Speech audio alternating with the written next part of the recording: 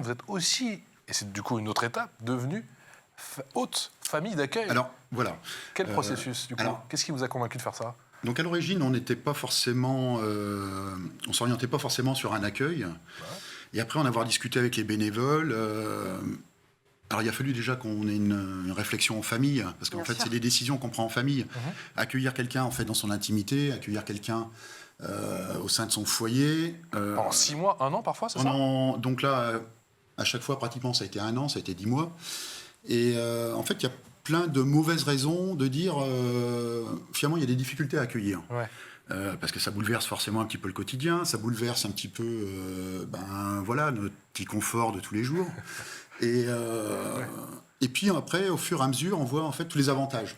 Tous les avantages de se dire tiens, c'est un jeune, il vient peut-être de l'autre bout de la planète, il va venir de Suède, comme Lisa. Il va venir de... On a aussi accueilli un Norvégien. Vous avez reçu combien de lycéens, d'étudiants? Un Italien. Donc là, ça va être Lisa. C'est notre 3e fille.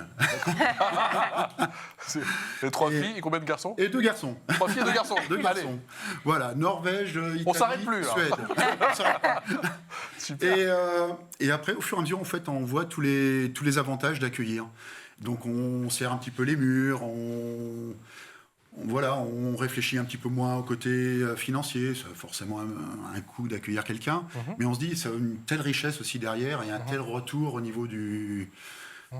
toutes les émotions. Et puis découvrir une autre culture. C'est vrai qu'aussi, le fait d'accueillir, on se transpose un petit peu par rapport aussi à notre enfant qui est lui-même parti, quoi.